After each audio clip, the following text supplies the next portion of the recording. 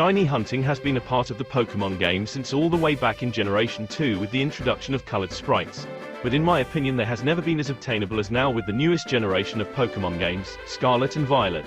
In this video I'll be showing you 3 of the fastest methods of obtaining shiny Pokemon. But first we need to do some prep work. The shiny encounter rate has remained the same since X and Y, 1 in 4096.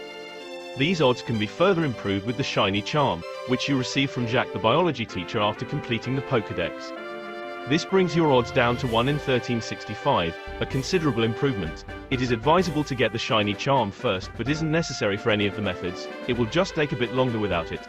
Also you should stock up on a bunch of sandwich ingredients. 2 of the following 3 methods requires us to make use of Scarlet and Violet's new sandwich feature. If you have some Herba Mystica on hand it would make things easier too. A sparkling level 3 sandwich brings the odds down to 1 in 1024 or 1 in 683 with the shiny charm. But just like the shiny charm it isn't a requirement. Another recommendation is to switch autosave off. This is mainly for money/ingredient saving, and if you're using Herba Mystica you want to do this. Just make sure you put down a save before making a sandwich and only save again after you've found your shiny. That way if you don't find a shiny in the 30 minutes available you can just close the game and then respawn with all your precious Herba Mystica still intact. With all that out of the way, let's get into the methods. Method 1. Isolated encounters. The title says it all. With this method we can limit the surrounding Pokemon spawning to a certain type based on the sandwich we make, and depending on area also a single species of Pokemon. While not directly lowering the odds of a shiny, it does lead you to encountering a lot of the same Pokemon in a short amount of time, thus shortening the time it takes to encounter your specific shiny Pokemon you're hunting. But where this method especially shines is in Area 0.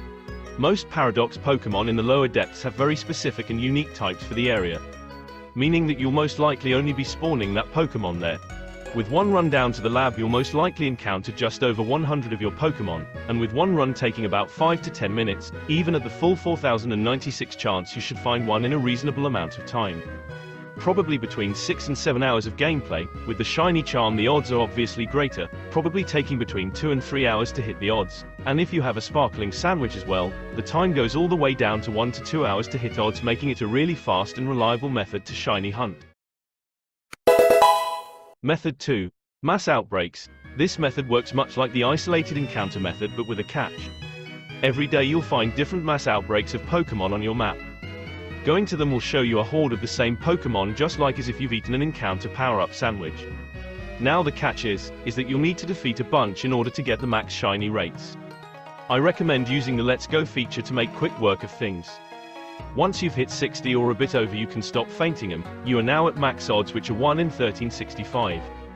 This is without Herba Mystica or the shiny charm, making it easy for anyone beginning the game to use. And if you have said item and meal power you can bring it all the way down to 1 in 512, making this the fastest method of catching shiny Pokemon in Scarlet and Violet. Now the way you actually go about it is using the picnic feature.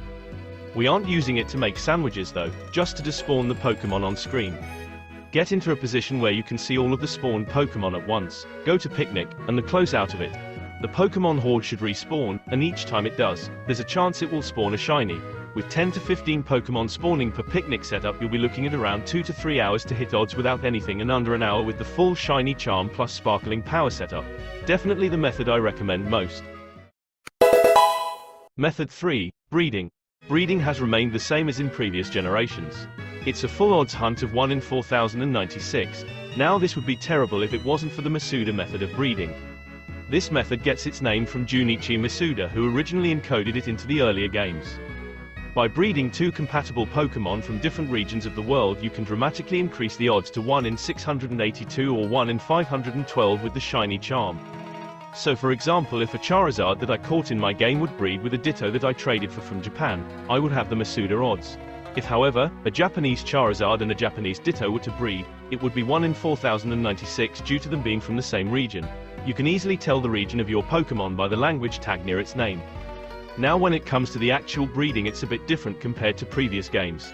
No more biking up and down the daycare waiting for an egg to pop up. Instead you use the picnic mode. First of all put down a save before you start. You'll thank me later. A sandwich with egg power too is also crucial here, as it speeds up not just egg production but also egg hatching afterwards.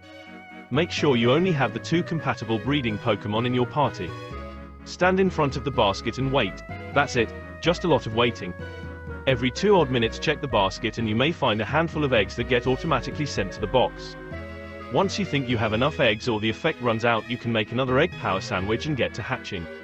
Before that, you really should have a Pokemon with the ability Flame Body at the front of your party.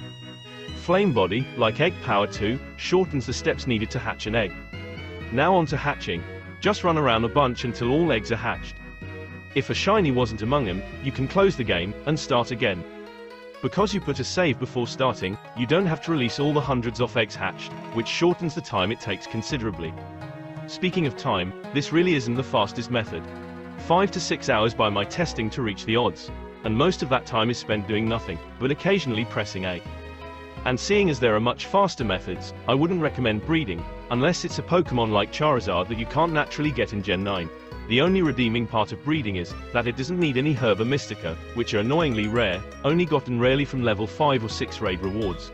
Another redeeming aspect is that you can influence the nature, IVs and egg moves of your shiny. If you're not into competitive battling, however, it's not worth it. So there you have it, 3 of the best methods of obtaining shiny Pokemon in Scarlet and Violet. I hope this video was of some help to you, or at the very least mildly entertaining. Best of luck finding your own shinies, happy hunting, and have a great day.